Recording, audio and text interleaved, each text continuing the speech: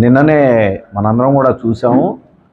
షర్మిలమ్మ గారి అబ్బాయి వివాహం నిశ్చయం అవ్వటం, దానికి సంబంధించి మొట్టమొదటి పెండ్లి పత్రిక దివంగత మహానేత రాజశేఖర రెడ్డి గారి సమాధి వద్ద ఉంచి ఆయన ఆశీస్సులు తీసుకోవటం, తిరిగి షర్మిలమ్మ గారు, విజయమ్మ గారు, వారి కుటుంబ సభ్యులందరూ కూడా ముఖ్యమంత్రి జగన్మోహన్ రెడ్డి గారిని కలిసి పెండ్లి పత్రిక ఆహ్వానానికి తాడేపల్లి వస్తున్నామని చెప్పి నాకు నిన్న షర్మిలమ్మ గారి ఆఫీస్ నుంచి ఇంటిమేషన్ రావటం, ఇవాళ బహుశా 3:30-4 గంటల ప్రాంతంలో షర్మిలమ్మ గారు, విజయమ్మ గారు, వారి మిగతా కుటుంబ సభ్యులందరూ కూడా ముఖ్యమంత్రి గారిని ఆహ్వానించడానికి గన్నవరం వస్తున్నారని చెప్పి తెలిసి మేమందరం కూడా వెళ్ళి విజయమ్మ గారిని, షర్మిలమ్మ గారిని రిసీవ్ చేసుకొని ముఖ్యమంత్రి గారి ఇంటి వరకు వెళ్ళి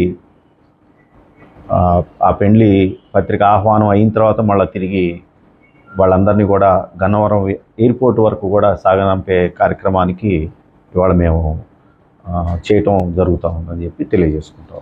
నిన్ననే షర్మిలమ్మ గారు కూడా దాని మీద చాలా క్లారిటీగా చెప్పడం జరిగింది. అది కూడా నేను కూడా చూశాను ప్రెస్లోనే. 2-3 రోజుల తర్వాత కాంగ్రెస్ పార్టీలో చేరిన 2-3 రోజుల తర్వాత పూర్తి వివరాలతోటి నేను బయటకు వస్తానని అమ్మ చెప్పడం కూడా చూశాం. కాబట్టి ఇది మాత్రం నాకు తెలిసినంత వరకు కూడా పూర్తిగా వివాహానికి సంబంధించినటువంటి ఆహ్వానానికి రావడం జరుగుతుందని చెప్పి నేను భావిస్తా ఉన్నాను. నేను షర్మిలమ్మ గారితో పాటు వెళ్తామండి, విజయమ్మ గారితో పాటు వెళ్తాం, వాళ్ళతో పాటు వెళ్తాం. ఇంకా నేను ముందే చెప్పున్నానండి, షర్మిలమ్మ గారి బాటలో నేను నడుస్తాను అని. దానికి ప్రధాన కారణం మేమందరం కూడా కాంగ్రెస్ పార్టీ నుంచే వచ్చిన వాళ్ళము.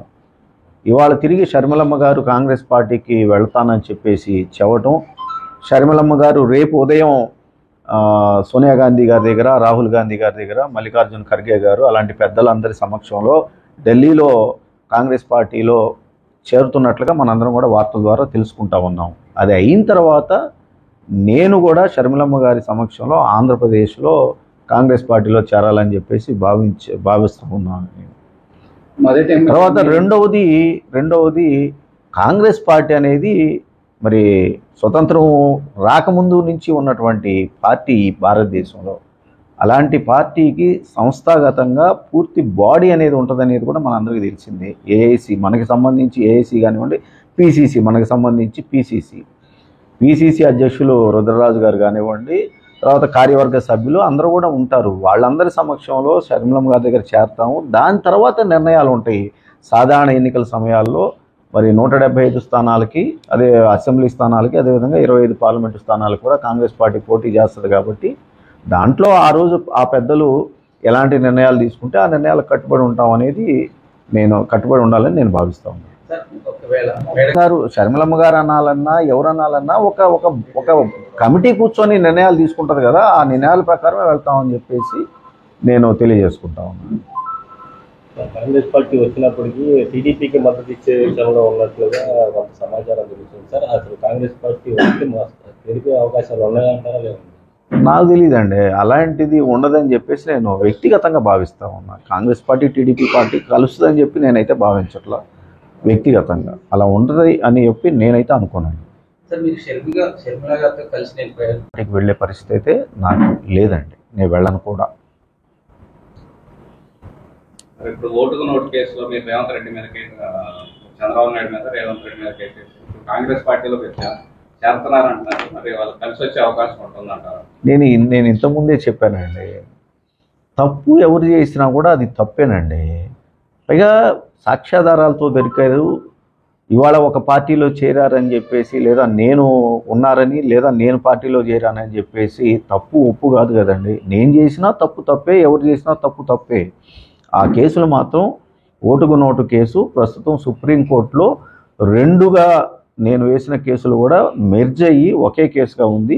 ఆ 2 కూడా, ఒకటి చంద్రబాబు నాయుడు గారిని ఓటుకు నోటు కేసులో ముద్దాయిని చేయాలని, రెండవది సిబిఐకి ఆ కేసు దర్యాప్తు అందచేయాలని. ఎందుకంటే తెలంగాణ ఏసీబీ సరిగా దాని ఇన్వెస్టిగేషన్ చేయటం లేదు అనే దాన్ని కూడా గౌరవ సుప్రీంకోర్టు పరిగణలోకి తీసుకుంది. కాబట్టి ఈ 2 కూడా మెర్జ్ అయ్యి ఒకే కేసుగా ప్రస్తుతం నడుస్తూ ఉందండి. కేసు మాత్రం నేను కంటిన్యూ చేసుకుంటాను. సార్ లాస్ట్ ఇప్పుడు మీరు ఖచ్చితంగా ప్రతిపక్ష పాత్ర పోషిస్తామండి.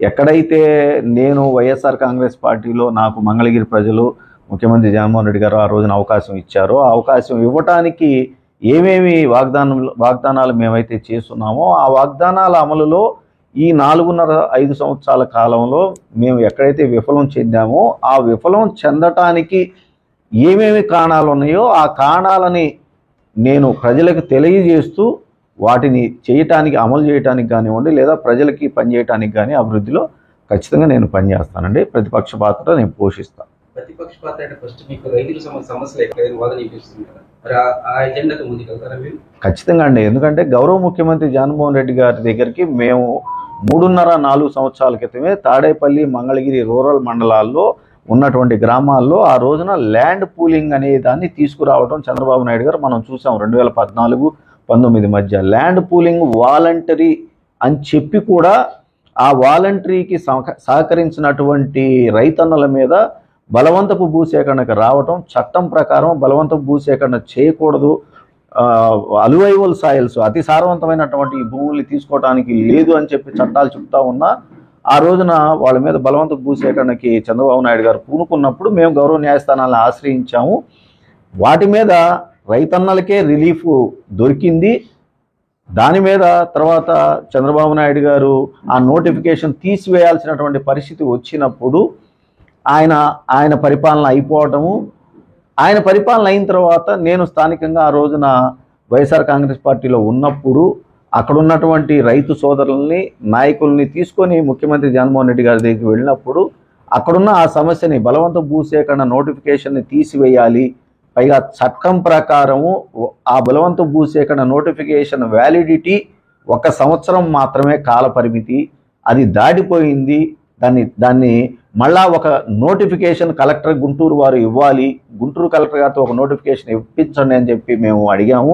అది 3.5-4 సంవత్సరాల కాలం అయినా కూడా ఇవ్వకపోవడం అనేది బాధాకరమైనటువంటి విషయం. ఖచ్చితంగా మళ్ళీ ఆ బలవంత భూసేకరణ నోటిఫికేషన్ తీసేయమని చెప్పేసి మేము ప్రతిపక్షంలో ఉన్నప్పుడు నేను ఖచ్చితంగా మళ్ళీ కోరుకుంటాం ముఖ్యమంత్రి గారు. మీరు అదే అంటున్నా ఉన్నా, నేను కొత్తగా చేరబోతా ఉన్న పార్టీలో ఇంకా చేరలా. నాకన్నా మరి ఎన్ని ఒడిదుడుగులు ఎదుర్కొంటా కూడా కాంగ్రెస్ పార్టీ నడుస్తూనే ఉంది. అందులో నాయకులందరూ కూడా పనిచేస్తూనే ఉన్నారు. వాళ్ళ తర్వాత వరుసలోనే ఉంటాను కానీ వాళ్ళకన్నా ముందు వాళ్ళతో సమానంగా ఉండాలని కోరుకోవడం కూడా కరెక్ట్ కాదనేది నా భావన. ఆ రోజున ఆ కాంగ్రెస్ పార్టీ పెద్దలు ఏ నిర్ణయం తీసుకుంటే ఆ నిర్ణయం ప్రకారమే పనిచేసుకుంటామండి. సార్ ఫస్ట్ ఎమ్మెల్యే మీరే కదండి పార్టీలోకి? నేనేనండి, ఆంధ్రప్రదేశ్ నుంచి నేనే. ఇప్పటి వరకు మరి ఇంకెంతమంది వస్తారో నాకైతే ఐడియా లేదు. అంటే ఇప్పుడు వైసీపీలో మీ అన్నయ్య కీలక పాత్రలో ఉన్నారు, దీన్ని యాక్సెప్ట్ చేస్తున్నారా? అన్నా తమ్ములు అనేది కుటుంబ వ్యవహారానికి సంబంధించి అంతే తప్ప ఒకే కుటుంబంలో ఎంతమంది రకరకాల పార్టీలో లేరండి. కాబట్టి పార్టీ అనేది వ్యక్తిగతము, బంధం అనేది అది కుటుంబ పరంగా వచ్చేది. కాబట్టి కుటుంబ బంధానికి గౌరవం ఇస్తాము, ఎవరి వ్యక్తిగత నిర్ణయాలకి వాళ్ళని కట్టుబడి ఉంటామని చెప్పి తెలియజేసుకుంటాం. మంగళగిరి నియోజకవర్గ ప్రజలు మిమ్మల్ని మళ్ళీ ఎమ్మెల్యేగా వైఎస్ఆర్సీపీలోనే చూడాలనుకుంటున్నారు. ప్రజలకు మీరు ఏ విధమైన సమాధానం ఇస్తారు? కాంగ్రెస్ పార్టీలో చేరినప్పుడు దీనికి ఖచ్చితంగా దానికి సరైన సమాధానం చెబుతాను. మీరు గుర్తుంచుకొని అడగండి దానికి సంబంధించి. అంటే ఇప్పుడు మీరు రాజధానికి తరలేని దానికి మీరు మద్దతా కాదా? నేను అదే చెప్తా ఉన్నా. నేను కాంగ్రెస్ పార్టీలో చేరిన రోజున మీరు మర్చిపోకుండా ఆ ప్రశ్న అడగండి, నేను కరెక్ట్గా సమాధానం చెప్తాను. అంటే అప్పుడు అమరావతికి ఓకే అంటారు?